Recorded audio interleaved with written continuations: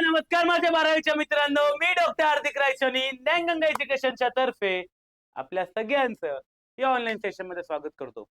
मित्रांनो, बोलता बोलता वर्ष कधी संपलं कळालंच नाही. मला तर आत्ता असं वाटतं, आत्ता एप्रिल मे जून मध्ये ही 12वी सुरू झाली होती आणि बघता बघता डिसेंबर आलं आणि वर्ष संपलं. येत्या एका महिन्यात आपण आपल्या बोर्ड एक्झाम्सला सामोरे जाणार आहोत आणि त्या बोर्ड एक्झाम्स मध्ये आपला स्कोर कसा चांगला येईल यासाठी आता आपण ही pre board exams preliminary exams दिलेली आहे. गेल्या संडेला तुम्ही बायोलॉजीचा पेपर केला कंप्लीट. आय होप पेपर चांगला गेला असणार. बघूयात मार्क कसे येतात. तो बायोलॉजीचा पेपर त्याचा सोल्युशन आज मी तुमच्या समोर घेऊन आलेलो आहे. मित्रांनो, हा सोल्युशन व्हिडिओ बघण्याच्या आधी 2-3 गोष्टी ऐकून घ्या. पहिली गोष्ट, व्हिडिओ बघताना सोबत क्वेश्चन पेपर ठेवा. सेकंड, आपली बायोलॉजीची एसएससीची टेक्स्ट बुक सोबत असू द्या. थर्ड, एक नोटबुक पेन. या व्हिडिओमध्ये मी तुम्हाला अशा बऱ्याचशा गोष्टी सांगणार आहेत की फायनल बोर्ड एक्झाम्स मध्ये तुम्हाला काय काय लिहायचंय, काय काय नाही लिहायचंय, पेपर कसा लिहायचा, कसं प्रेझेंटेशन असावं, काय काय गोष्टी अवॉइड करायच्या, काय काय गोष्टी आपल्याला हायलाइट करायच्या, त्या सगळ्या गोष्टी पुढच्या 1 ते 1.5 तासात मी आपल्या समोर मांडणार आहे. तर चलो, मी वेळ वाया न घालवता डायरेक्टली व्हिडिओ स्टार्ट करतो. डायरेक्टली आपला टॉपिक स्टार्ट करतो. मी पण माझ्यासोबत इथे मोबाईल मध्ये क्वेश्चन पेपर ठेवलेला आहे. आन्सर की तुमच्या समोर आहेत बोर्डवर. सुरू करूयात. तुम्ही पण क्वेश्चन पेपर सोबत असू द्या. सुरू करूयात. आपला पहिला क्वेश्चन होता सेक्शन ए मध्ये. पहिले तर जसं तुम्हाला माहिती असेल, बोर्ड एक्झामचा क्वेश्चन पेपर 4 भागांमध्ये डिवायडेड असतो. सेक्शन ए, बी, सी आणि डी. सेक्शन ए बोले तो 1 मार्काचे क्वेश्चन, बी बोले तो 2 मार्काचे क्वेश्चन, सी बोले तो 3 मार्काचे आणि डी 4 मार्काचे प्रश्न असणार आहेत तुमच्या समोर. तर चारही सेक्शन हाय वेटेज कॅरी करता, खास करून सेक्शन ए. कारण सगळे छोटे प्रश्न आहे, 1-1 मार्काचे, जे की तुमचा स्कोर वाढवून देणार आहे. हा 70 मार्काचा क्वेश्चन पेपर जर तुम्ही नीट सॉल्व्ह केला असणार संडेला, तर तुम्हाला कळालं असेल बायोचा पेपर कंप्लीट होत नाही. खूप लेंदी पेपर असतो. आपल्याला असं वाटतं, अरे मी काय लिहू, काय नाही लिहू. तर टाइम मॅनेजमेंट ही एक वेगळी स्किल असणार आहे. जसं आपण व्हिडिओमध्ये पुढे जाऊयात, मी तुम्हाला सगळं सांगणार आहे की कोणत्या प्रश्नाला किती वेळ द्यायला पाहिजे, कोणत्या कोणत्या गोष्टी आपण अवॉइड करायला पाहिजे, हे सगळं आपण बोलूयात. तर चलो, मी सुरू करतो आपल्या पहिल्या प्रश्नावर. पहिला प्रश्न होता मित्रांनो, 1 मार्काचा multiple choice question. The pollen grain in angiosperms divide mitotically to form bigger dash and a smaller dash cell. Pollen grain आठवतो? हो, आठवायला पाहिजे. मी तुम्हाला शिकवलेलं आहे. पोलन ग्रेन करतो मायटोसिस आणि बनवतो 2 सेल. एक मोठा सेल आणि एक छोटूसा सेल. जो मोठा सेल असतो ना, तो असतो व्हेजिटेटिव्ह सेल आणि छोटूसा सेल असतो जनरेटिव्ह सेल. इथे थोडंसं मिस्टेक झालेलं आहे. इथे आन्सर मध्ये त्यांनी जनरेटिव्ह अँड व्हेजिटेटिव्ह सांगितलेलं आहे, पण ऑप्शन ए करेक्ट नाहीये, तर ऑप्शन बी करेक्ट आहे. व्हेजिटेटिव्ह अँड जनरेटिव्ह सेल हा तुमचा असणार आन्सर असणार आहे. कारण पुढे जाऊन जनरेटिव्ह सेल करतो मायटोसिस 2 आणि काय बनवतो 2 हॅप्लॉइड मेल गॅमेट. लक्षात असू द्या. चलो guys, second question. Nucleotides are activated by dash enzyme during DNA replication. आठवतं का? हो, आठवायला पाहिजे. डीएनए रेप्लिकेशनची पहिली स्टेप आहे activation of nucleotide. DAMP, dCMP, dGMP, dTMP are converted to DATP, DTTP, DCTP, DGTP by action of enzyme फॉस्फोरायलेज. कोणता enzyme असतो ग दीदी? फॉस्फोरायलेज. आणि या स्टेपला बोलतो फॉस्फोरायलेशन. या स्टेपला पण बोलतो आपण फॉस्फोरायलेशन.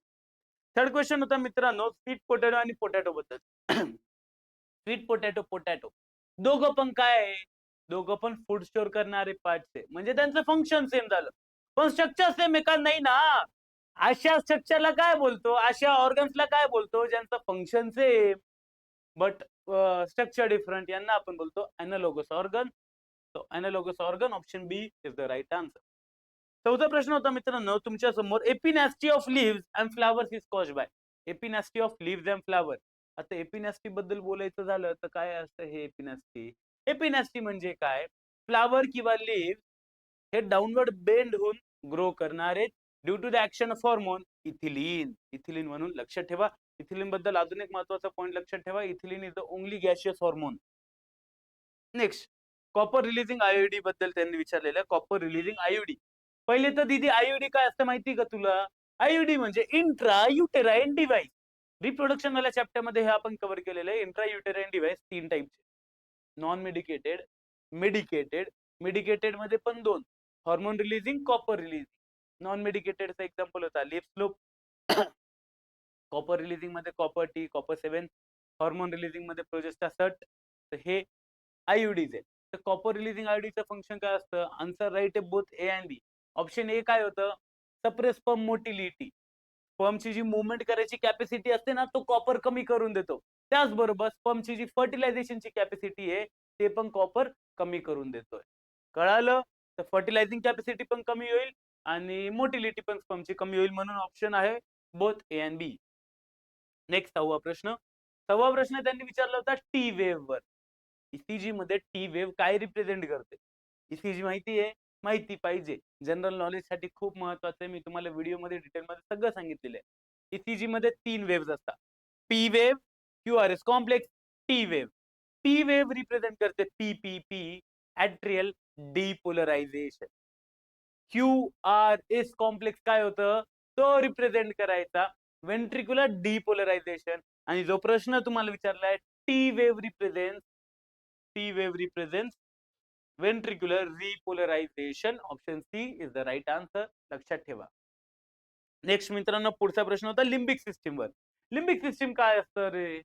लिम्बिक सिस्टीम म्हणजे अशी सिस्टीम असते जी की आपले सगळे इमोशन्स कंट्रोल करते.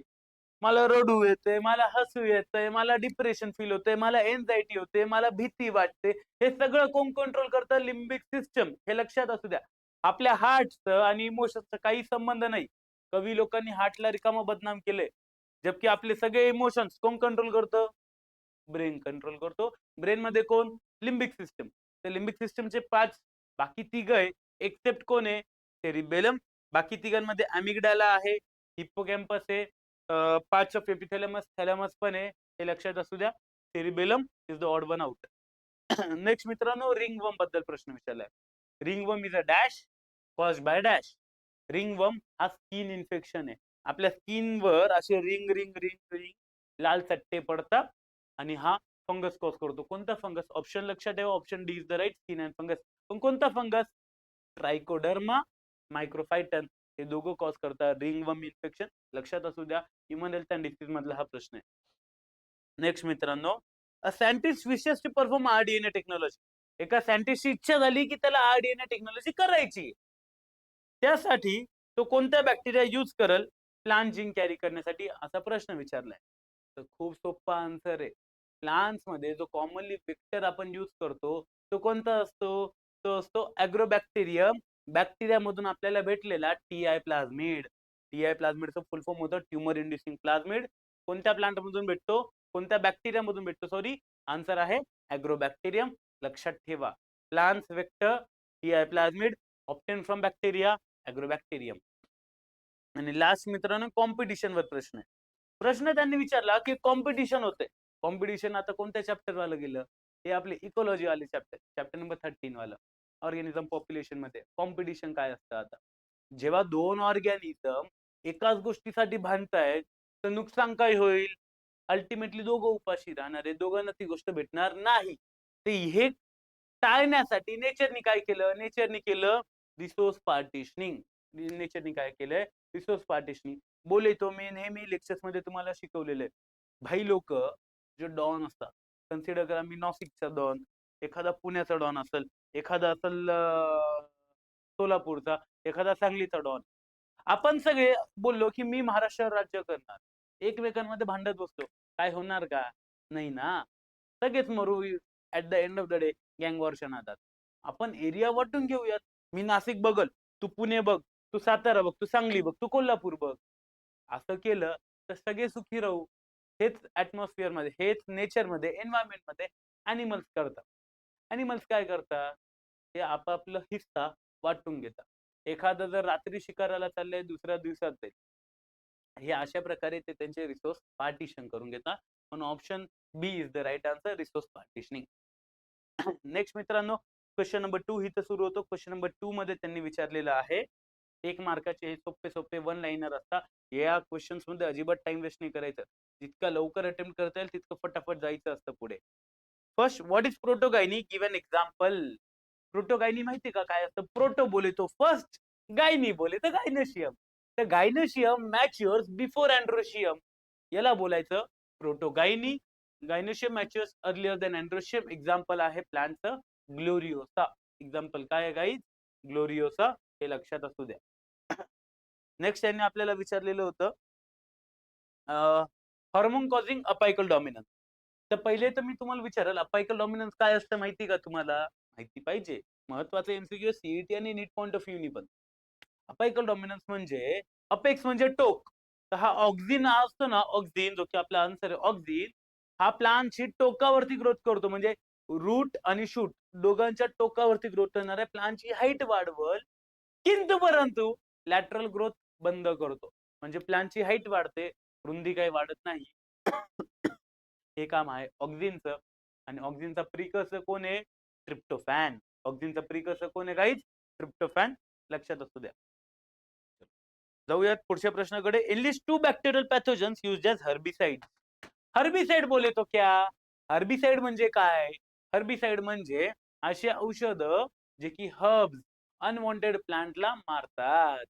एक्झाम्पल आहे अशा बॅक्टेरियाचं जे की आपण वापरतो.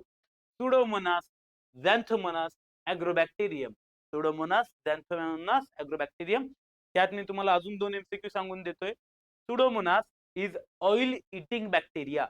समुद्रात जेव्हा तेल सांडतं, ऑइल सांडतं, ते क्लिअर करण्यासाठी कोणता बॅक्टेरिया यूज करतो? सुडोमोनास. हा त्याचा वेगळा यूज लिहून घ्या नोटबुक मध्ये. Pseudomonas is oil eating bacterium. Agrobacterium Ti plasmid देतोय, ट्यूमर इंड्युसिंग प्लाझमिड. लक्षात ठेवा जे की प्लांट्स मध्ये आपण ऍज अ वेक्टर यूज करतोय. हे दोघं पॉइंट्स लिहून घ्या नोटबुक मध्ये. नेक्स्ट मित्रांनो, पुढचा प्रश्न होता पॉल एलरिच ने कोणता हायपोथेसिस दिला आणि टू एक्सप्लेन व्हॉट. पॉल एलरिच आठवतं का? हो, आठवायला पाहिजे. पॉल एलरिचने दिलेला आहे मित्रांनो आपल्याला रिवेट पोपर हायपोथेसिस. हो, तो एरोप्लेन वाला हायपोथेसिस तो पॉल एलरिचने दिलेला आहे. त्याचं नाव आहे रिवेट पोपर हायपोथेसिस. काय एक्सप्लेन करण्यासाठी? Significance of biodiversity. काय एक्सप्लेन करण्यासाठी? Significance of biodiversity. जातो मी पुढे. पुढच्या प्रश्नामध्ये तुम्हाला 2 फुल फॉर्म विचारले होते. BSc YS. गाईज मी मागच्या अनेक वर्षापासून बोर्ड एक्झामचे जे क्वेश्चन पेपर बघतोय ना, ऑलमोस्ट दरवर्षी एक ना एक तरी फुल फॉर्म वर प्रश्न आहे. तुम्ही गेल्या 3-4 वर्षाचे पेपर तरी बघाल. दरवर्षी एका वर्षी झेडआयएफटीचं फुल फॉर्म विचारलं होतं, झायगोट इंट्राफिलिपिन ट्रान्सफर. तर असं एखादा फुल फॉर्म तुम्हाला येऊच शकतो. तर त्याची तयारी नीट करून ठेवा. हिचं फुल फॉर्म तुम्हाला बीएसी वायएसी चे विचारले. बीएसी बोले तो बॅक्टेरियल आर्टिफिशियल क्रोमोझोम. वायसी बोले तो ईस्ट आर्टिफिशियल क्रोमोझोम. दोघं पण कुठे यूज करतो? ऍज अ प्लाझमिड यूज करतोय. नेक्स्ट मित्रांनो, तुम्हाला विचारलेलं होतं ब्लास्टोमियर म्हणजे काय? ब्लास्टोमियर आठवतं का तुम्हाला? हो, आठवायला पाहिजे. काय होतं? जेव्हा जेव्हा जेव्हा झायगोट फॉर्म होतो, तो झायगोट डिवाइड करतो. एक सिंगल सेल डिवाइड करून करतो 2 सेल. 2 सेलचे होता 4, 4चे होता 8, 8चे होता 16, 16ला आपण बोलतो मोर्युला. तर हे जे डिवाइडिंग सेल्स आहे यांना आपण बोलतो ब्लास्टोमियर. तर आन्सर काय लिहायचंय तुम्हाला? ब्लास्टोमियर म्हणजे काय? The cells formed by cleavage in zygote. Zygote जेव्हा क्लीवेज करतो, डिवाइड करतो, जे सेल फॉर्म होतात त्याला बोलायचं ब्लास्टोमियर. जातो मी पुढे. पुढे त्यांनी विचारलेलं होतं आपल्याला मित्रांनो लॉजिस्टिक ग्रोथ कर्व याचे फेजेस. तर लॉजिस्टिक ग्रोथ कर्व मध्ये हे सगळे फेजेस तुम्हाला दिसतात. पहिला फेज लॅग फेज, जिथे स्लो ग्रोथ होते. सेकंड असतो फेज ऑफ ऍक्सिलरेशन, एकदम फास्ट रॅपिड ग्रोथ होणार आहे. मग फेज ऑफ डिक्सिलरेशन, ग्रोथ हळू होऊन जाते. आणि फायनली ग्रोथ थांबून जाते. स्टेशनरी फेज बोला किंवा असिम्प्टोट तुम्ही बोलू शकता. नेक्स्ट लास्ट प्रश्न होता फूड वेब म्हणजे काय? फूड वेब काय असतं ग दीदी? फूड वेब म्हणजे सगळे फूड चेन एकमेकांसोबत इंटरकनेक्टेड असतात. बोले तो natural interconnection of the food chain make a food web. Nature मध्ये फूड चेन एक्झिस्ट नाही करत. नेचर मध्ये काय एक्झिस्ट करतं? Food web. लक्षात असते. चल जाऊयात सेक्शन बी कडे. सेक्शन ए या ठिकाणी माझं झालेलं आहे. आय होप तुम्हाला सेक्शन ए क्लिअर झालंय. काही प्रश्न नाहीये, काही डाऊट नाहीये. इन केस काही डाऊट राहिलंही, 99.99% तुम्हाला काही डाऊट नसणार आहे, काही राहिलंही तरी तुम्ही नंतर माझ्यापर्यंत संपर्क साधू शकता. तुमच्यासाठी एक एक्स्ट्रा डाऊट वाला व्हिडिओ पण मी घ्यायला तयार आहे. पण गाईज हा व्हिडिओ नीट करा, सोबत नोटबुक पेन ठेवा, कारण ह्या क्वेश्चन पेपर मध्ये मी तुम्हाला बरेचसे असे एक्स्ट्रा क्वेश्चन सांगणारे, एक्स्ट्रा आन्सर सांगणारे जे की तुमचे प्रोबॅबल बोर्ड एक्झाम्स मध्ये प्रश्न असू शकतात. एक तर मी तुम्हाला सांगितलं की दरवर्षी फुल फॉर्म वरती एक तरी प्रश्न येतोय. तर बुक मध्ये जिथे जिथे ऑफिशियल शॉर्ट फॉर्म आणि फुल फॉर्म दिलेले सगळे रट्टा मारून ठेवा. जातो मी पुढे. सेक्शन बी आहे, 2 मार्काचे प्रश्न आहे. 2 मार्काचे प्रश्न होते अटेम्प्ट एनी 8. 8 विचारले तर 8च लिहायचे, 9 लिहून तुम्हाला काही एक्स्ट्रा मार्क भेटणार नाही, हे पण लक्षात असू द्या. पहिला प्रश्न आहे, diagrammatically represent TS of human testis. टेस्टिसची त्यांनी ही डायग्राम विचारलेली होती, तर ही तुमच्या समोर टेक्स्टबुक मध्ये डायग्राम दिलेली आहे. ही डायग्राम लर्न करून ठेवा. आता अजून एक टिप माझ्या साईडने. मित्रांनो, मागच्या काही वर्षांचे बोर्ड एक्झामचे प्रश्न पाहिले तर दरवर्षी एक फुल फॉर्म वाला आणि दरवर्षी 1 किंवा 2 प्रश्न डायग्राम वरती आलेले. इन मीन आपल्या पूर्ण बायोलॉजीच्या बुक मध्ये ना 5 ते 10 डायग्राम आहे. Male reproductive system, female reproductive system, plant वाल्या केस मध्ये अँथर ओव्ह्यूल वाले डायग्राम, असे एकूण 5 ते 10 डायग्राम आहे, करून ठेवा. एक्झामला जायच्या आधी त्या दिवशी सकाळी किंवा एक दिवशी आदल्या दिवशी रात्री सगळ्या डायग्राम एकदा हातून ड्रॉ करून बघा. हमखास तुम्हाला डायग्राम येणारच आहे पेपरमध्ये, हे तर मी तुम्हाला गॅरंटी देऊ शकतो. इतका अनुभव येऊन जातो, इतके क्वेश्चन पेपर बघितल्यावर समजून जातं की पेपर कोणत्या पद्धतीने ते काढू शकता. Second, what is Turner syndrome? State any 2 characteristics of individual with Turner syndrome. Turner syndrome आठवतं का? आठवतं का? हो, आठवायला पाहिजे. शिकलेले आपण इनहेरिटन्स अँड व्हेरिएशन मध्ये. शेवटचा syndrome down syndrome, Turner syndrome, Klinefelter syndrome. तर टर्नर सिंड्रोम काय होतं त्याच्यात? टर्नर सिंड्रोम म्हणजे जो अफेक्टेड व्यक्ती असणार आहे, पहिली गोष्ट तर ती नेहमी फिमेल असणार आहे. क्रोमोझोम मध्ये लफडा होऊन जातो. क्रोमोझोम मध्ये काय लफडा होतो? काय प्रॉब्लेम होतो? त्यांच्यामध्ये 44 प्लस XO क्रोमोझोम असतात. त्यांच्यामध्ये कोणते क्रोमोझोम्स असतात? 44 autosomes and XO.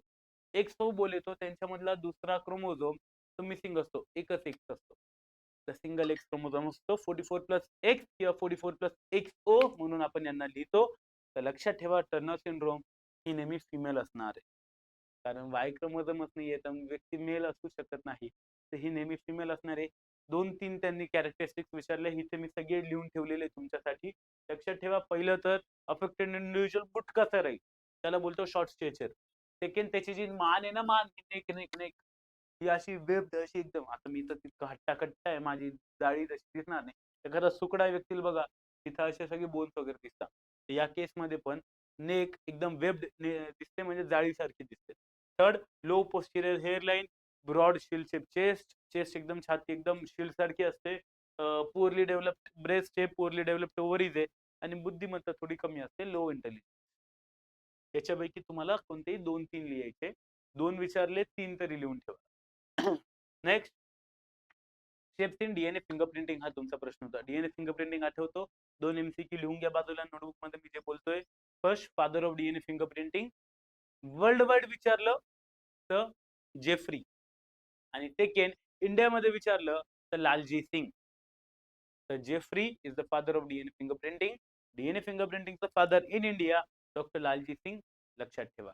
DNA फिंगरप्रिंटिंगच्या steps यांनी इथे विचारलेल्या होत्या. स्टेप्स पहिले तर काय करूयात, पहिले आपण डीएनएचं सॅम्पल घेऊ, त्याला बोलतो आयसोलेशन ऑफ डीएनए. मग त्याला कट करायचं, त्याला बोलतो रेस्ट्रिक्शन डायजेशन. मग त्यांना सेपरेट करायचं, त्याला बोलतो जेल इलेक्ट्रोफोरेसिस. मग त्यांना रात्रभर फिल्टर पेपरवर ठेवायचं, त्याला बोलतो सदर्न ब्लॉटिंग. मग त्यांना मॅच करण्यासाठी आपण घेऊन येतो डीएनए प्रोब. तर नेक्स्ट स्टेप आहे selection of DNA probe.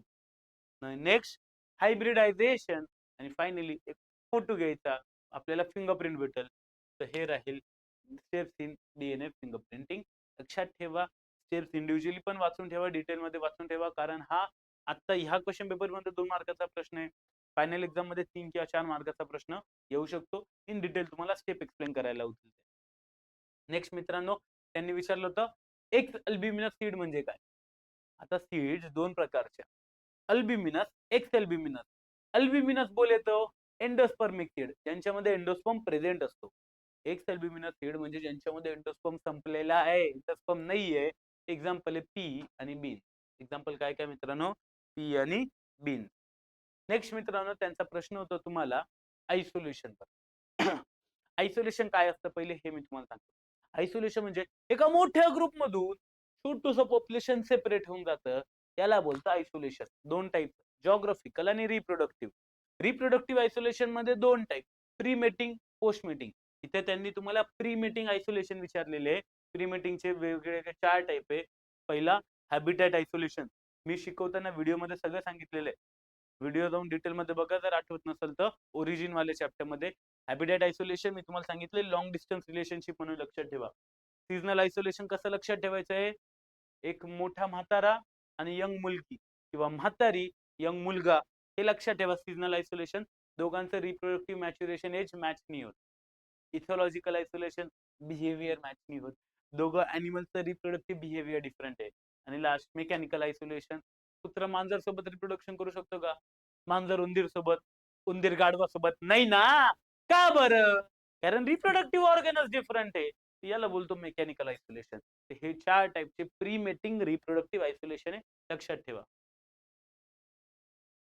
Next मित्रांनो त्यांनी तुम्हाला प्रश्न विचारला होता वॉटर ट्रान्सपोर्टवर. 2 टाईपचे पाथवेज असतात वॉटर ट्रान्सपोर्ट करण्यासाठी, अपोप्लास्ट आणि सिम्प्लास्ट. अपोप्लास्ट सिम्प्लास्ट कसं लक्षात ठेवायचे? अपोप्लास्ट बोले तो टू व्हीलर आहे. टू व्हीलर काय? टू व्हीलर आपण रस्त्यात किती ट्रॅफिक असू द्या इथून तिथून वाकडे तिकडे कुठूनही घालून देतो. फोर व्हीलर बिचारा इमानदारीने सरळ रस्त्याने चालणार आहे. तर अपोप्लास्ट म्हणजे काय? दोन सेलच्या मधली जी फट असणार आहे तिथून पाणी निघून जाणार आहे. The water passes through root cell wall and intercellular spaces. Water root cell wall मधून आणि 2 सेलच्या मधल्या स्पेस मधून पास होतोय त्याला बोलतो आपण अपोप्लास्ट. आणि जर पाणी एक सेल दुसरा, दुसरा तो तिसरा, तिसरा तो चौथा चाललाय वाया प्लाझ्मोडेस्माटा त्याला बोलतो सिम्प्लास्ट. नेक्स्ट मित्रांनो त्यांनी तुम्हाला 2 बॉल्स विचारले होते. Chapter number 8 respiration circulation. Circulation मध्ये युस्टेशियन वॉल्व, थिबॅशियन वॉल्व दिलेले. Eustachian valve is present at the opening of inferior vena cava also called as post caval. इथे guard opening of inferior vena cava पण लिहू शकता किंवा post caval लिहू शकता. Tibial valve is present at opening of coronary sinus. तिसरा एक extra MCQ notebook मध्ये लिहून घ्या. superior vena cava is guarded by no valve. There is no valve at the opening of superior vena cava. लक्षात ठेवा. Next हा तुम्हाला complete करण्यासाठी चार्ट दिलेला होता. वीटची कोणती व्हरायटी आहे जी लीफ आणि स्टेप रेजिस्टंट आहे? वीटची व्हरायटी आहे हिमगिरी.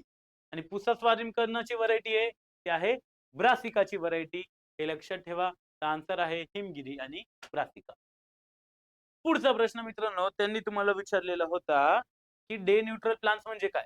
आता डे न्यूट्रल म्हणजे असे प्लांट्स जे की वर्षभर फ्लावर करू शकतात, ज्यांना काही फरक पडत नाही दिवस मोठा आहे की दिवस छोटा आहे, लाईट जास्त भेटली की कमी भेटली, त्यांचे फ्लावर वर्षभर येणार आहेत.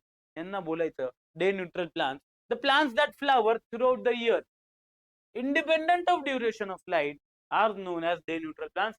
सोप्या भाषेत एक्झाम्पल काकडी टमाटा. काकडी बोले तर कुकुंबर, टमाटा बोले तर टोमॅटो, कॉटन, सनफ्लावर, मेज, बाल्सम एक्सेट्रा. 2 एक्झाम्पल विचारले होते. काकडी टमाटा लक्षात ठेवा, कुकुंबर टोमॅटो. नेक्स्ट हा चार्ट त्यांनी विचारलेला आहे. बायोटेक मध्ये हा चार्ट दिलेला आहे. हा चार्ट खूप खूप खूप महत्वाचा आहे. मी ऑलमोस्ट बघतोय गेल्या 3 ते 5 वर्षापासून. गेल्या 3 ते 5 वर्षापासून मित्रांनो दरवर्षी दर अल्टरनेट वर्षी नीट सीटी या बोर्ड मध्ये कुठे ना कुठेतरी या चार्टवर बुक मध्ये भला मोठा चार्ट आहे, येलो कलरचा चार्ट आहे, तो लक्षात ठेवायचा आहे. त्याच्यावरती प्रश्न येत आहे. तर आता एक एक करून सांगूयात. अनिमिया. अनिमियासाठी कोणतं प्रोटीन आपण बनवलेलं आहे? इरिथ्रोपोएटिन. लक्षात ठेवा. इंटरल्युकिन 1 रिसेप्टर कशासाठी बनवलाय? कोणत्या आजारावर? अस्थमासाठी. पार्च्युरेशन बोले तो चाइल्ड बर्थ साठी आपण कोणता प्रोटीन बनवलाय? रिलॅक्झिन. आणि लास्ट इन्सुलिन कशासाठी असतं रे दादू? डायबिटीज साठी असतं. हे पण लक्षात असू द्या. चलो नेक्स्ट क्वेश्चन 13 काय होतं? हा state 2 adaptations in desert plant. Desert plants मध्ये असं काय वेगळं असणार आहे ऍज कम्पेअर टू बाकीचे प्लांट? तर 2 जे मी हमखास तुम्हाला सांगाल. पहिला त्यांच्यामध्ये फोटोसिंथेसिसचा पाथवे असतो कॅम्प पाथवे. Crassulacean acid metabolism. हा कॅम्प पाथवे म्हणजे stomata is close during the day. Second जो त्यांच्यामध्ये मॉडिफिकेशन राहील की लिव्हच्या जागेवर leaves are modified into spine. Photosynthesis stem करते. Photosynthesis leaves reduce to spine. Photosynthesis by flat stems. हे लक्षात ठेवू शकता. नेक्स्ट तुम्ही अजून लक्षात ठेवू शकता क्युटिकल इज थिक आणि stomata is deep in the page. त्यांनी तुम्हाला एनी 2 विचारले, तुम्ही 3 ते 4 तरी लिहून यायचंय. चुकून जर एखादा मागा कमी पुढे झाला तर सेफ राहाल. 2 साठी 3 ते 4 लिहून घ्या. Last state the objections to transpiration pull theory. Transpiration pull थेरीला ऑब्जेक्शन्स विचारलंय. आता ट्रान्सपिरेशन पूल थेरी कोणत्या चॅप्टरची पहिले तर हो plant water relation chapter number 6 मध्ये दिलेली. It is the most accepted theory of water transport. काय काय ऑब्जेक्शन्स आहे लक्षात ठेवा. सर्वात पहिले water column should be unbroken and continuous due to temperature fluctuation. आता ट्रान्सपिरेशन पूल थेरी पहिले काय सांगते आपल्याला की वॉटर ट्रान्सपिरेशन मुळे वरती खेचला जातो हे या थेरीने सांगितलंय. प्रॉब्लेम काय आहे की हे कधी पॉसिबल आहे जेव्हा वॉटर कॉलम कंटिन्युअस आहे, पाणी अखंड फ्लो होतोय, कंटिन्युअस फ्लो होतोय. जर वॉटर कंटिन्युअस फ्लो नाही होते, पाच पाच मध्ये फ्लो होतोय, तर ही थेरी ऍप्लिकेबल होणार नाही. तर हा पहिला ऑब्जेक्शन. सेकंड ऑब्जेक्शन जे आपण सांगू शकतो की ट्रान्सपिरेशन काय असतं, water loss in the form of vapour. लिहून घ्या जर माहिती नसेल तर. ट्रान्सपिरेशन काय आहे, water loss in the form of vapour. जर आपण वॉटर लॉसच होऊ नये दिला, लिव्हला वॅसलिनची कोटिंग केली, ट्रान्सपिरेशन नाही होणार, तरी पाणी ट्रान्सपोर्ट होतंय. ही थेरी एक्सप्लेन नाही करू शकली. तर त्याचं ऑब्जेक्शन आहे plant smeared with vaseline stop transpiration even then ascent of sap occurs. Transpiration बंद आहे तरी असेंट ऑफ सॅप होत आहे. थर्ड फोर्थ तुम्ही एक्स्ट्रा जे लिहू शकता. Tracheid is more efficient than vessels but vessels are more efficient. आता हे काय आहे, फ्लोएम इयत्ता 11वी चॅप्टर नंबर 8 प्लांट टिश्यू. त्याच्यामध्ये आपण फ्लोएमचे पार्ट शिकतो. Phloem parenchyma, phloem fibres, tracheids आणि वेसल्स. असं सांगितलं जातं बायोलॉजीमध्ये की वेसल्स हे जास्त इव्हॉल्ड आहे ऍज कम्पेअर टू ट्रकिड. किंतु परंतु या थेरीनुसार उलट आहे, जे की पॉसिबल नाही. या थेरीनुसार ट्रकिड चांगले वेसल पेक्षा, पण असं नसतं. ऍक्च्युअल मध्ये रियालिटीमध्ये vessels are more evolved as compare to tracheid. चलो जाऊयात सेक्शन सी वरती मुलांनो. सेक्शन सी हो 3 मार्काच्या आधी हा प्रश्न आलेले आहेत. एनी 8 तुम्हाला अटेम्प्ट करायचे. इथपर्यंत मी आशा अपेक्षा करतो की तुम्हाला अजून एकही डाऊट पडलेला नसेल. सगळे छोटे छोटे प्रश्न होते. जवळपास सेक्शन ए आणि बी एका तासात तुमचं कंप्लीट व्हायला पाहिजे. हा असा स्पीड तुमचा असू द्यायचा. सेक्शन सी आणि डी वेळ खाणारे, तर प्लॅन असं करा की 45 minutes to 1 hour section A B complete व्हायला पाहिजे. मग जाऊ सेक्शन सी कडे.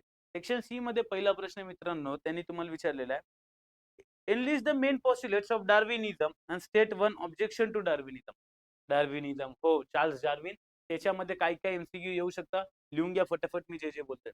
Charles Darwin father of evolution. Charles Darwin कोणत्या शिप मध्ये फिरायला गेला होता, नाव होतं HMS बीगल. डार्विन बद्दलचा थर्ड एमसीक्यू, डार्विनच्या थेरीचं नाव काय, origin of species bye natural selection. चौथा एमसीक्यू, डार्विन सोबत अजून कोणता सायंटिस्ट होता ज्याने सेम रिसर्च केली त्याच्यासोबत, अल्फ्रेड वॉलेस. हे 4 ते 5 एमसीक्यू साईडला लिहून ठेवा, मी जे जे बोललोय. पॉज करा व्हिडिओ, स्लो मोशन मध्ये ऐका. मी 4 एमसीक्यू तुम्हाला सांगितलेले. चलो डार्विनच्या थेरीवरती येऊ. डार्विनच्या थेरीचे पॉस्ट्युलेट्स काय काय आहेत, तर डार्विननी त्याच्या थेरीमध्ये आपल्याला 5 स्टेप्स दिलेले आहेत. पहिले असणारे, सर्वात पहिले प्रोडिजॅलिटी किंवा ओव्हर प्रोडक्शन. कोणताही ऑर्गॅनिझम गरजेपेक्षा जास्त रिप्रोडक्शन करणारे, याला बोलायचं ओव्हर प्रोडक्शन. गरजेपेक्षा जास्त प्रोडक्शन केलं तर कष्ट करायला लागल जगण्यासाठी, ज्याला बोलतो स्ट्रगल फॉर एक्झिस्टन्स. कष्ट सगळे लोक करतात, पण परंतु कोण जास्त करतं कोण कमी करतं, तर सगळ्यांमध्ये काय होणार आहे, व्हेरिएशन महत्वाचं आहे. की नंतर होईल हे ऑर्गॅनिक इव्होल्युशन नाही तर ऑर्गॅनिक व्हेरिएशन पाहिजे, हे लक्षात असू द्या. Third step organic variation. Fourth काय असणार बाळांनो, फोर्थ आहे नॅचरल सिलेक्शन. ज्यांनी चांगले व्हेरिएशन केले नेचर त्याला सिलेक्ट करत, ज्यांनी वाईट व्हेरिएशन केले नेचर त्याला रिजेक्ट करल आणि तो मरणार आहे. फॉर एक्झाम्पल डायनोसॉर यांनी बदल चांगले नाही केले, संपले. आपण चांगले बदल करतोय म्हणून जगतोय. आणि फायनली ज्यांनी चांगले बदल केले त्याला नेचरने सिलेक्ट केलं, नॅचरल सिलेक्शन झाल्यावर ती एक नवीन स्पीशीज तयार होईल, त्याला बोलतो ओरिजिन ऑफ न्यू स्पीशीज. हे होते डार्विनच्या थेरीचे पॉस्ट्युलेट. ऑब्जेक्शन्स काय डार्विनिझमला, तर डार्विनिझम नुसार डार्विन काय बोलला होता, आता खूप सारे ऑब्जेक्शन्स आहे बुक मध्ये, 2-3 मी तुम्हाला सांगतो. डार्विन नुसार काय होतं, जो सर्वात फिट आहे तो जगतो. सर्वायवल ऑफ द फिटेस्ट हे डार्विनने सांगितलं. किंतु परंतु डार्विनने आपल्याला नाही सांगितलं अरायवल ऑफ द फिटेस्ट. अरे जो फिट आहे तो आला कुठून, हे डार्विन नाही सांगू शकला. नेक्स्ट, डार्विनने आपल्याला सांगितलं व्हेरिएशन्स होत आहे ज्याच्यामुळे इव्होल्युशन होतंय. पण व्हेरिएशन्स 2 टाईपचे असतात. कोणते कोणते, सोमॅटिक आणि जर्मिनल. डार्विनने यांच्याबद्दलही काही उल्लेख केला नाही, त्यांनी फक्त व्हेरिएशन शब्द वापरला. कोणते व्हेरिएशन याचा उल्लेख नव्हता. तिथे कुठेतरी डार्विन कमी पडला. चलो जाऊयात पुढच्या क्वेश्चन काय मित्रांनो, फिजिओलॉजिकल इफेक्ट ऑफ जिब्रेलिन. हो, जिब्रेलिन वरती प्रश्न आहे. जिब्रेलिन काय असतो? जिब्रेलिन आहे प्लांट ग्रोथ हॉर्मोन. हा प्लांटची ग्रोथ घडवून आणतोय. खूप सारे फिजिओलॉजिकल इफेक्ट आहे. हे मी तुम्हाला पर्सनली सजेस्ट करेल. एक पब्लिकेशनचं नाव घ्यायला पाहिजे की नाही घ्यायला पाहिजे व्हिडिओमध्ये? नाही, चलो मी पब्लिकेशनचं नाव नाही घेत. एक चांगली स्टँडर्ड एमसीक्यू बुक आहे मार्केटमध्ये. मी नाव नाही घेऊ शकत व्हिडिओमध्ये. त्यात खूप छान प्रकारे हे सगळे जितके पण हॉर्मोन्स आहे त्याचे पॉइंट वाईज सगळे फिजिओलॉजिकल इफेक्ट दिले, एका टेबलमध्ये दिले. तो एक टेबल वाचला 15 मिनिटात काम होऊन जातो. 5ही हॉर्मोन्स तुमचे फटाफट लर्न होऊन जातात. शोधून काढा मार्केटमध्ये सर्वात फेमस पब्लिकेशन कोणतं आहे. चलो, आता जिब्रेलिनचे इफेक्ट त्यांनी विचारलेले. तर जिब्रेलिन पहिलं काम करेल ब्रेक डॉर्मन्सी. ब्रेक डॉर्मन्सी म्हणजे जो इनऍक्टिव्ह प्लांट आहे त्याला ऍक्टिव्ह करणार आणि त्याला फटाफट ग्रो करणार. Promote seed germination. Third, elongation of internode, याला आपण बोलतो बोल्टिंग. इलॉंगेशन ऑफ इंटरनोड म्हणजे काय? नोड म्हणजे काय? नोड म्हणजे जिथून त्या प्लांटला फांदी येते, ब्रांच येतं, फ्लावर येतं, फ्रूट येतं, त्याला बोलायचं नोड. दोन नोड मधला डिस्टन्स म्हणजे internode. Next, parthenocarpy in tomato. Increase fruit size. फ्रूटची साईज वाढवण्यासाठी, टोमॅटोमध्ये पार्थिनोकार्पी घडवून आणण्यासाठी. ओव्हरकम्स रिक्वायरमेंट ऑफ वर्नलायझेशन. वर्नलायझेशन काय आहे? लिहून घ्या बाजूला एमसीक्यू. वर्नलायझेशन म्हणजे चिलिंग ट्रीटमेंट. प्लांटला एका महिन्यासाठी, प्लांटला म्हणजे सीडला एका महिन्यासाठी 1 ते 6 डिग्री सेल्सिअस वर जर ठेवलं, लवकर फ्लावर येणार आहे. त्याला बोलतो वर्नलायझेशन. जर जिब्रेलिन वापरलं तर वर्नलायझेशनची गरज पडणार नाही. Next, delay सेनिसन्स. सेनिसन्स म्हणजे ओल्ड एज. प्लांटला लवकर म्हातारा होऊ देणार नाही, प्लांटची एज वाढवणार आहे जिब्रेलिन. आणि male flowers on female plant. Female plant वरती मेल फ्लावर ग्रो करण्यासाठी जिब्रेलिन मदत करणार आहे. नेक्स्ट मित्रांनो, जाऊयात क्वेश्चन नंबर 17 कडे. क्वेश्चन नंबर 17 काय आहे रे दादू? हो, डिफाईन प्रोडक्टिव्हिटी. जीपीपी आणि NPP give relation between them. Productivity म्हणजे काय? प्रोडक्टिव्हिटी म्हणजे rate of generation of biomass. Rate of generation of biomass per unit area per unit time. किती वेळेत, किती जागेत, किती बायोमास तयार झाला, याला बोलायचं प्रोडक्टिव्हिटी, जे की दोन प्रकारचं, जीपीपी आणि एनपीपी. जीपीपी बोले तो ग्रॉस प्राइमरी प्रोडक्टिव्हिटी आणि एनपीपी बोले तो नेट प्राइमरी प्रोडक्टिव्हिटी. जीपीपी म्हणजे टोटल किती बायोमास तयार केला, याला बोलतो ग्रॉस प्राइमरी प्रोडक्टिव्हिटी. त्याच्यापैकी प्लांट्सनी जे स्वतःसाठी ठेवलं, प्लांट्सनी जे स्वतः खाल्लं, त्याला बोलायचं आर, रेस्पिरेटरी लॉस. त्याला काय बोलायचं? आर म्हणजे रेस्पिरेटरी लॉस. आणि total minus R is equal to NPP, जे की आपल्यासाठी अवेलेबल आहे. Net primary productivity, it is the available biomass for consumption to heterotroph. Consumer साठी, हेट्रोट्रॉफ साठी जे पण फूड अवेलेबल आहे, जे पण बायोमास अवेलेबल आहे, त्याला बोलायचं नेट प्रायमरी प्रोडक्टिव्हिटी. फॉर्म्युला लक्षात ठेवा. फक्त बोर्ड्स नाही तर सीईटी नीट मध्ये पण कामाला येईल. NPP is equal to GPP minus R. Next मित्रांनो, यांनी तुम्हाला काय विचारलेलं आहे? Diagrammatically represent structure of root hair and root hair zone आणि स्ट्रक्चर ऑफ रूट हेअर. हो, ही डायग्राम सोपी आहे, प्लांट वॉटर रिलेशनची आहे. चॅप्टरच्या सुरुवातीला दिलेली आहे. हा रूट हेअरची डायग्राम आणि रूटचे रिजन. रूट मध्ये कोणते कोणते रिजन्स असतात? Region of root cap, meristematic region, elongation region, root हेअरचा रिजन आणि त्याच्यावरती असतं रिजन ऑफ मॅच्युरेशन. तर हे लक्षात असू द्या. रूट हेअरची डायग्राम पण लक्षात असू द्या. रूट हेअरची डायग्राम मध्ये लक्षात ठेवा, सेल वॉल डबल लेअर्ड असते, मग असते सेल मेम्ब्रेन, आतमध्ये सायटोप्लाझम वगैरे सगळं काही आहे. डायग्राम लर्न करून द्यायची. Next, with respect to RBC त्यांनी विचारलेलं आहे. What is the average life span of RBC and process of its formation is known as. Average life span of RBC आहे, इथे प्रिंटिंग मिस्टेक आहे. 120 days should be the answer. 120 days is the normal lifespan of RBC. आणि process of formation of RBC ला बोलतो erythropoiesis. Poiesis बोले तो formation, erythro म्हणजे red, तर रेड ब्लड सेलच्या फॉर्मेशनला बोलतो erythropoiesis. Next, increase in number of RBC is dash and decrease in number is dash. RBC normal किती आहे? 5.1 to 5.8 million per cubic M of blood in male. Female मध्ये 4.3 to 5.2 million per cubic M of blood. मी जी बडबड केली, लिहून घ्या फटाफट नोट्स मध्ये. नॉर्मल आरबीसी काउंट किती आहे? आरबीसी काउंट वाढलं त्याला बोलायचं पॉलिसिथेमिया. कमी झालं त्याला बोलायचं इरिथ्रोसाइटोपेनिया. वाढलं तर पॉलिसायथेमिया, कमी झालं तर इरिथ्रोसाइटोपेनिया. आणि थर्ड प्रश्न काय आहे का दीदी? थर्ड प्रश्न आहे, dash is ratio volume of RBC to total blood volume and is dash for men and women. RBC, total volume of RBC divided by total blood volume, याला बोलायचं हिमॅटोक्रिट व्हॅल्यू. याला काय बोलायचं? Hematocrit value. आणि याची value is different for both males and female. Male आणि female साठी ही व्हॅल्यू डिफरंट असणार आहे. नेक्स्ट मित्रांनो जाऊयात पुढच्या प्रश्नाकडे. 3 मार्कवाले कंपॅरेटिव्हली सोपे सोपे प्रश्न आलेले होते पेपरमध्ये, मी बघू शकतो. Next, describe pineal gland with respect to location, hormone produce, function of its hormone. Pineal gland छोटूसा ग्लँड असतो. सुरुवातीला याला आपण बोलायचं की हा काहीच काम करत नाही, पण नंतर कळलं हा एक महत्वाचा हॉर्मोन बनवतोय. कुठे असतो हा? तर pineal gland is located at the roof of diencephalon between cerebral hemisphere. दोन सेरिब्रमच्या मध्ये, डायन्सेफिलॉनच्या रूफ मध्ये प्रेझेंट असतो पायनियल ग्लँड. कोणतं हॉर्मोन बनवतो? मेलॅटोनिन. मेलॅटोनिन काय काम करतो? हो, हा हे आपला स्लीप हॉर्मोन, हा कंट्रोल करणारे आपली बायोलॉजिकल क्लॉक. आपण कधी झोपायचं, कधी उठायचं, फिमेल्स मध्ये मेन्स्ट्रुअल सायकल कधी यायला पाहिजे, रेग्युलर की इरेग्युलर, सगळं कंट्रोल करण्याचं काम कोण करतं ग बाई? मेलॅटोनिन. कोण करतं? मेलॅटोनिन. मेलॅटोनिन डिफरंट आहे आणि मेलॅनिन डिफरंट आहे, हे लक्षात असू द्या. Next, describe the 3 steps of PCR with respect to temperature and process involved. PCR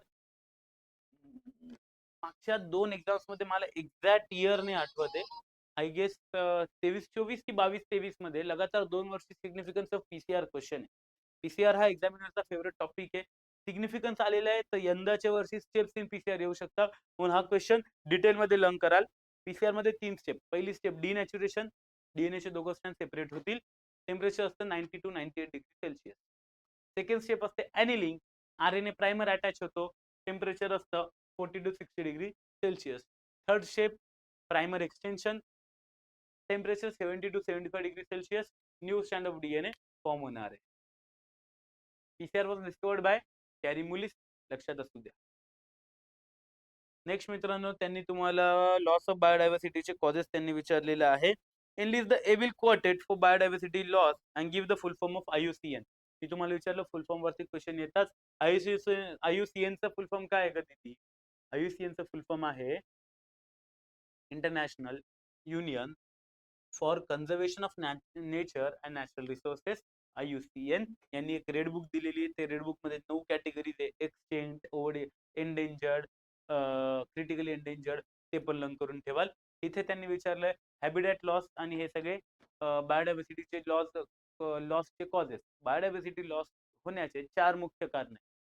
सर्वात main habitat loss and fragmentation, second आहे एलियन स्पीशीज इन्व्हेजन, थर्ड आहेत ओव्हर एक्सप्लॉयटेशन, आणि फोर्थ आहे को एक्सटिंक्शन. चल जाऊयात पुढे. क्रेनियल नर्व्स वरती प्रश्न आहे. क्रेनियल नर्व्स हो खूप महत्वाचे नर्व्स आहे. State the name and type of cranial nerves 6, 7, 9. मी तुम्हाला एक एक करून थोड्या स्पीड मध्ये बोलणार आहे. तुम्ही व्हिडिओ स्लो स्पीड मध्ये बघा. मी तुम्हाला सगळ्या क्रेनियल नर्व्सचे नावं सांगून देतो. फर्स्ट असते माहिती तुम्हाला ऑलफॅक्टरी. ऑलफॅक्टरीचं काम आहे smell sensation. Second optic, vision. Third motor, आपली ऑक्युलो मोटर आहे, जी की आयबॉलच्या मसल्स कंट्रोल करते. फोर्थ ट्रॉक्लियर किंवा पथेटिक, ज्याला आपण बोलू शकतो पथेटिक, पण आयबॉलचे मसल्स कंट्रोल करणारे. Fifth trigeminal. 6 abducens. 7 facial. 8 auditory. 9 glossopharyngeal. 10 vagus. 11 spinal accessory आणि 12 हायपोग्लॉसल. मी तुम्हाला सगळे नाव सांगितले, लिहा लवकर फटाफट, मी पुढचं जे बोलतो. 1 to 8 पहिली, दुसरी, 8वी हे आहे प्युअर सेन्सरी नर्व्ह. पुढचं लिहा मी जे बोलतोय. 5, 6, 9, 10 सॉरी 5, 7, 9, 10 5वी, 7वी, 9वी, 10वी हे मिक्स नर्व्ह आहे, म्हणजे मोटर पण आहे आणि सेन्सरी पण आहे. तिसरं लिहा मी जे बोलतोय. 3, 4, 6, 11, 12 तिसरी, चौथी, 6वी, 11वी, 12वी प्युअरली मोटर नर्व्ह आहे. लिहून घ्या फटाफट. हे जे मी आता बडबड केली ना 1 मिनिटात, ऍटलिस्ट याच्यावरती 5 MCQ मी तुम्हाला सांगितलेले आहे. Largest cranial nerve trigeminal, smallest cranial nerve largest trigeminal, also known as dentist nerve, longest vagus nerve. तर इथे जे विचारले होते 6 म्हणजे होतं ॲब्ड्युसन्स, मोटर नव्हे, 7 स्पेशल मिक्स नव्हे आणि 9वी ग्लॉसोफेरेंजियल मिक्स नव्हे. नेक्स्ट यांनी विचारलेलं होतं, enlist 3 organic acids by microbes along with producing organism. 3 organic acid त्यांनी विचारले, मी तुम्हाला 4 सांगून ठेवतोय. पहिला आहे सिट्रिक ऍसिड, दुसरं ग्लुकोनिक ऍसिड. दोघं पण कोण बनवतंय? ऍस्परजिलस नायगर. थर्ड फ्युमेरिक ऍसिड कोण बनवतंय? रायझोपस रिझस. आणि फोर्थ ऍसिटिक ऍसिड, आपला विनेगर केक वगैरे मध्ये वापरतो, कोण बनवतोय? असिटोबॅक्टर असिटाय. चलो जाऊयात बाळांना पुढे. 25वा question, what is gene therapy state its type. Gene therapy काय असतं ग दीदी? जीन थेरपी म्हणजे एखाद्याच्या जीन्स मध्ये प्रॉब्लेम आहे, तर एखादी नवीन जीन ऍड करणं, एखादी जीन काढून घेणं किंवा एखादी एक्झिस्टिंग जीन मॉडिफाय करणं, याला बोलायचं जीन थेरपी. बुक मध्ये एक भल्ला मोठा डेफिनेशन आहे, पिंक कलरचा बॉक्स आहे, त्याच्यामध्ये जीन थेरपीची डेफिनेशन आहे, लर्न करून ठेवाल. इथे पण तुमच्या समोर आहे. It is the treatment of a disease by altering, replacing, altering और सप्लिमेंटिंग अ जीन. रिप्लेसिंग म्हणजे त्याच्या जागेवर दुसरी देणं, अल्टरिंग किंवा सप्लिमेंटिंग अ जीन, ज्याच्यामुळे डिसीज होते, ज्याच्यामुळे काय होतंय? डिसीज होतंय. दॅट इज ऍबसेंट और ॲबनॉर्मल अँड हुज ऍब्सेन्स और abnormality is responsible for the disease. ज्याच्यामुळे डिसीज होते, त्या जीन सोबत छेडछाड करणं, याला बोलतो जीन थेरपी. 2 टाईपचे, जर्म लाईन आणि सोमॅटिक सेल जीन थेरपी. आणि लास्ट सेक्शन सी चा लास्ट क्वेश्चन आहे मित्रांनो, state the plant from which opioids are extracted. Give example of drug obtain from it and its effect on the body. कोणत्या plant मधून opioids आपल्याला भेटतात? Papaver somniferum. कोणता plant आहे? Papaver somniferum, also called as poppy plant. कोणता drug आपल्याला भेटतो त्याच्यामधून? हेरोईन. आणि त्याचं काम काय? डिप्रेसंट आहे, बॉडी पूर्णपणे शांत करून देईल, स्लो डाऊन करून देईल. चलो, हे झालं इथे सेक्शन सी. सेक्शन सी ला किमान तुम्हाला 8 प्रश्न अटेम्प्ट करायचे. तुम्हाला 1 तास भर लागणार आहे, 1 तासभर किंवा कन्सिडर करा 1.25 तासपर्यंत तुम्हाला लागणार आहे. 1 तास ऑन एन ॲव्हरेज कंप्लीट होऊन जायला पाहिजे. जास्तीत जास्त तुम्ही त्याच्यासाठी देऊ शकता 1 hour 10 minutes to 1 hour 15 minutes. म्हणजे पहिल्या 45 टू मिनिट्स टू 1 hour मध्ये सेक्शन ए बी यायला पाहिजे, मग 1 ते 1.25 तासात सेक्शन सी यायला पाहिजे.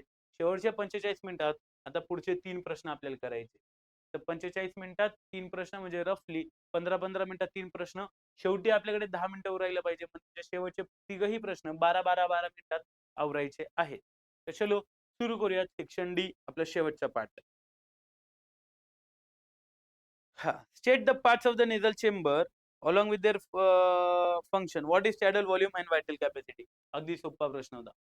नेझल चेंबर हा नाक असताना नाक, हो हा नाक, याला किती पार्ट्स मध्ये डिवाइड करतो? पहिले तर हा जो मध्यभागी पार्ट आहे ना, हा असतो मेसेंथेमॉइड कार्टिलेज. काय नाव आहे? मेसेंथेमॉइड कार्टिलेज. हा नाकला 2 भागांमध्ये डिवाइड करतो, राईट हाफ आणि लेफ्ट हाफ. प्रत्येक हाफला मग पुढे 3 पार्ट्स मध्ये डिवाइड करतो. फ्रंट वाला पार्ट याला बोलतो वेस्टिब्युल, प्रॉक्सिमल पार्ट आहे, त्याचं काम आहे फिल्ट्रेशन, त्याचं काम आहे filter air and trap the dust. मग मिडल वाला पार्ट असतो रेस्पिरेटरी पार्ट. मिडल वाला पार्ट कोणता आहे? Respiratory part, also called as conditioner. त्याचं काम आहे आलेली हवा हिला थोडस ओलसर करणं आणि गरम करणं, moist and warm the inspired air. आणि लास्ट ऑल फॅक्टरी पार्ट, शेवटचा सेन्सरी पार्ट, ज्याला आपण बोलतो सर्वात वरती, त्याचं काम आहे स्मेल सेन्सेशन करणं. आणि नेक्स्ट त्यांनी आपल्याला काय विचारलेलं आहे? टायडल व्हॉल्यूम विचारलंय आणि व्हायटल कॅपॅसिटी ना, बघू दे मला. What is tidal volume and vital capacity. Tidal volume म्हणजे काय?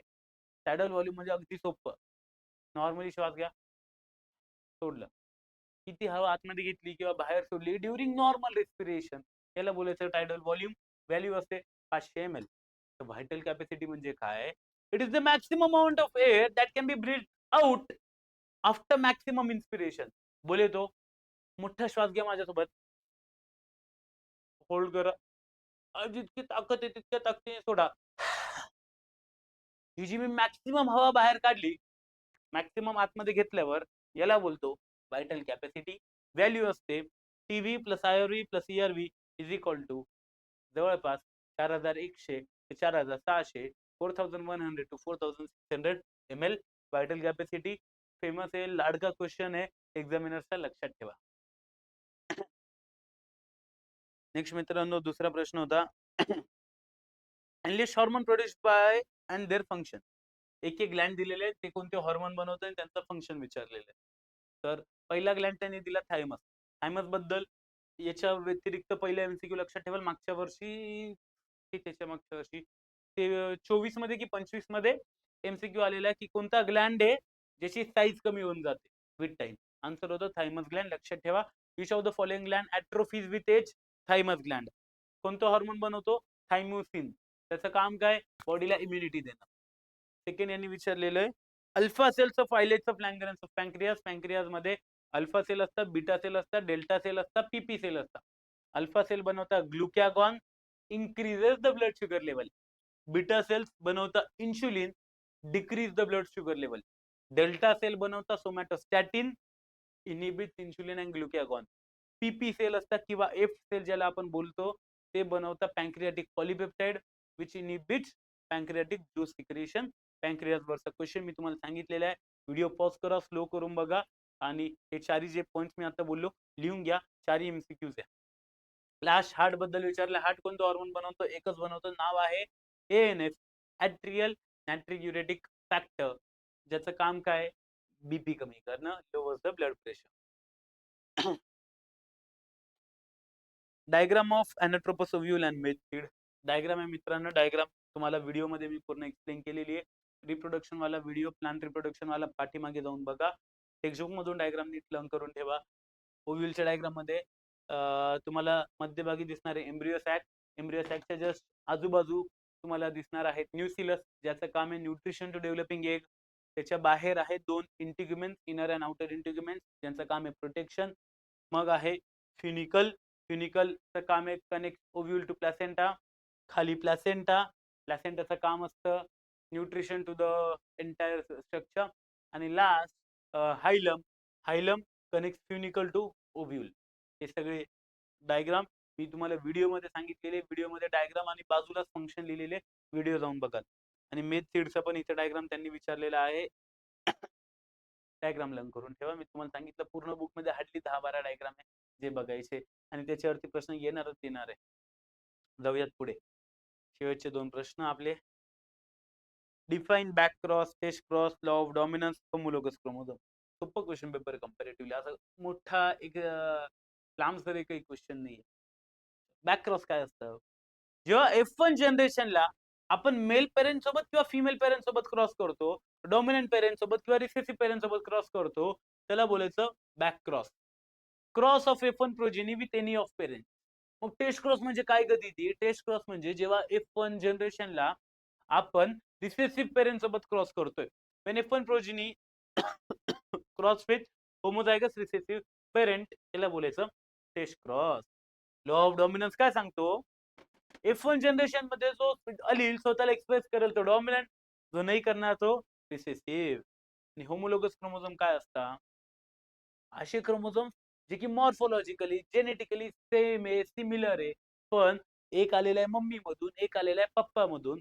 बोले तो morphologically genetically structurally essentially identical chromosome present in diploid cell. मम्मी मधून आलेला, पप्पा मधून आलेला क्रोमोझोम जे की स्ट्रक्चर मध्ये सेम आहे, जेनेटिकली सेम आहे, यांना बोलायचं होमोलोगस क्रोमोझोम. लास्ट काय? Describe the structure of human sperm. हो, शेवटचा प्रश्न. फायनली आपण आलो व्हिडिओच्या एंड कडे. हो, ह्युमन स्पर्म बाळांनो लक्षात ठेवा. हा स्पर्मचा स्ट्रक्चर आहे. स्पर्मच्या स्ट्रक्चर मध्ये स्पर्मला बेसिकली आपण 3 पार्ट्स मध्ये किंवा 4 पार्ट्स मध्ये डिवाइड करू शकतो. हा असतो हेड, मग छोटीशी नेक, मग हा मिडल पीस आणि खाली टेल. हेड मध्ये 2 स्ट्रक्चर आहे, लक्षात ठेवायचे. हेड मध्ये असतो हा ॲक्रोझोम, ज्याला बोलतो स्पर्म कॅप, आणि न्यूक्लियस. ॲक्रोझोमचं काम काय आहे? Produces enzyme which breaks the wall of the egg during fertilization. Head मध्ये दुसरा पार्ट आहे न्यूक्लियस. न्यूक्लियसचं काम contain genetic information, DNA contain करतं. मग नेक, नेक मध्ये 2 स्ट्रक्चर आहे, proximal centriole, distal centriole. Centriole कुठे मदत करतं? Cell division. एग सेल मध्ये सेंट्रिओल्स नाहीये, स्पर्म मध्ये सेंट्रिओल आहे, लक्षात असू द्या. Next middle piece, middle piece मध्ये असतं मायटोकॉन्ड्रिया, त्याचं काम काय? Energy to sperm. आणि शेवटची टेल, टेलचं काम काय आहे? मूवमेंट. स्पर्मला फिमेल बॉडी मध्ये स्विम करण्यासाठी टेल मदत करणार. तर गाईज फायनली आपण या व्हिडिओच्या शेवटकडे आलेलो आहेत. या ठिकाणी हा पूर्ण व्हिडिओ मी तुमच्यासाठी रेकॉर्ड केलेला आहे, जस्ट फॉर गेल्या संडेचा जो क्वेश्चन पेपर तुमचा झालाय त्यात तुमच्याकडून काय एक्सपेक्टेड होतं, काय लिहायचं होतं, काय नव्हतं लिहायचं हे सगळं मी तुम्हाला सांगितलेलं आहे. त्याचबरोबर मी तुम्हाला बरेचसे असे एक्स्ट्रा क्वेश्चन सांगितले जे की प्रोबॅबली येऊ शकतात. डायग्राम कंपल्सरी येणार आहे, फुल फॉर्म ऑलमोस्ट कंपल्सरी येणार आहे. एक या क्वेश्चन पेपरमध्ये मला नाही दिसलं, पण ज्याची यायची दाट शक्यता असते डिफरन्स. डिफरन्स वरती आपल्या बुकमध्ये हार्डली डिफरन्स वाले 5 ते 7च प्रश्न असतील. डिफरन्स बिटवीन हॅबिटॅट अँड निश वगैरे असे काही ना काहीतरी डिफरन्स वरती क्वेश्चन येऊ शकतो. यांनी डिफरन्सच्या जागेवर तो हा विचारला होता ना, सिम्प्लास शपोप्लास हो. तर हा यांनी थिअरॉटिकली विचारला, तर तसा डिफरन्सच्या फॉर्ममध्ये येऊ शकतो. तर असे डिफरन्स वाले पॉइंट्स हे तुम्ही करून ठेवाल. तर मुलांनो, जास्त वेळ नाही घेत. या ठिकाणी इथेच थांबतो. आय होप तुमची तयारी चांगली चालू असेल. तुम्ही चांगल्या प्रकारे अभ्यास करत असाल. थोडंफार काही मागे पुढे राहिलंय, या पेपरमध्ये काही राहून गेलंय, काही सुटलंय. तुमच्याकडे अजून 1 महिन्याचा कालावधी आहे. लवकरात लवकर सगळ्या गोष्टी कव्हर करून घ्या. पुढच्या फेब्रुवारीमध्ये आपल्याला टॉप करायचंय. आपल्याला चांगल्या मार्कांनी उत्तीर्ण व्हायचंय, पास व्हायचंय. इतकंच बोलून इथेच थांबाल. पुन्हा तुम्हाला भेटेल एका नवीन व्हिडिओमध्ये. तोपर्यंत tata bye bye see you. Best of luck. काळजी घ्या स्वतःची.